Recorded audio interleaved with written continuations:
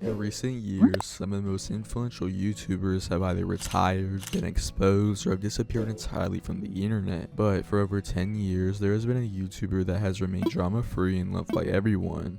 This YouTuber is DanTDM, who blew up in the early days of Minecraft and has created multiple best-selling books, went on tours, and has garnered millions of fans while also staying relevant and maintaining a loving fan base, while also being completely free of controversy. I'm Lucas Plus, and this is how DanTDM survived the Minecraft community. Before Dan was one of the most nostalgic Minecraft YouTubers, he was heavily invested in the Pokemon trading card game and still is. But whenever he was younger, he had a channel fully dedicated to the trading card game. And he slowly gained popularity because instead of just collecting like most people, he knew how to fully play the game.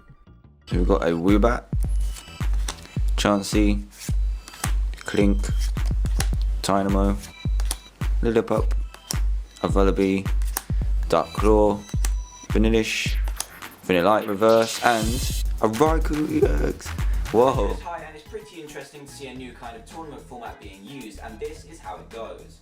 It works as a single elimination tournament, so lose your round and you're out, and this continues until we're left with 8 players who move on to Worlds the following day. Each round is also played in a best of 3 format to keep first turn losses from being too devastating in an intense single elimination tournament. This channel was called Pokemon Dan Level 45 and is still up to today, and he would post videos of him playing the game and opening card packs, with him even going to tournaments for the game. And after uploading frequently on this channel for a while, his brother would show him a new game called Minecraft. After Dan was shown Minecraft, he instantly fell in love and decided to buy his own copy of the game for his computer. My brother showed me Minecraft. I absolutely loved it. Went and downloaded it the same day after he showed me on console, and I've probably played it every day since.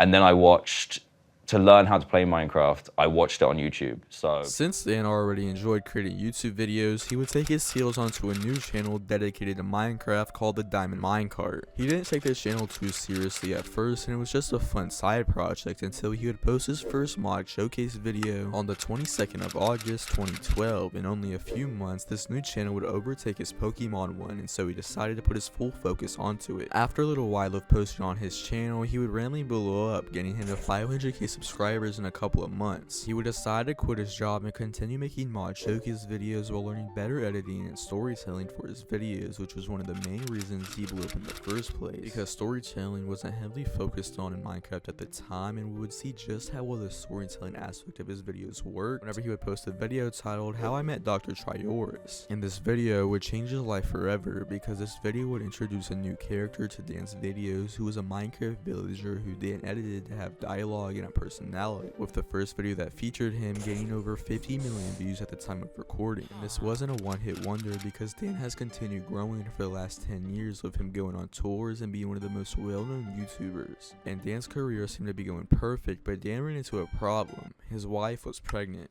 DanTDM's first son, Asher, was born on January 5th, 2020. Due to it being his first rodeo with this, he had postpartum depression, and along with the mental issues that came with this, he had to make the decision to either focus on his child or take a break from his career. He would decide to take the break and focus on taking care of his son, but 2 years later, on November 22nd, 2022, he would have another kid whose name was Miles. He decided to do the same thing and take a break and spend time with his growing family.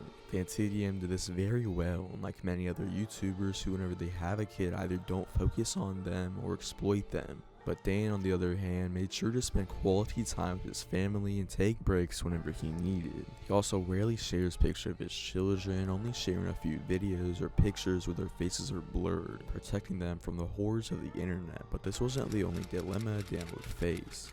Near the end of 2023 and into the start of 2024, there was a big trend of YouTubers from the early days, and mostly OG Minecraft YouTubers, where they would announce their retirement from YouTube mostly as a whole, and some of these YouTubers were even some of Dan's old friends. And with DanTDM being one of the most OG and nostalgic Minecraft YouTubers, and with him growing old and not having as much time on his hands, especially with 2 children, he had to make the decision to leave behind his fan base and quit like his peers and live his life freely, or continue doing what he loved. He had even made a video on the idea of retirement, and he said this: I'd be lying if I said that I hadn't thought about retiring from making YouTube videos before.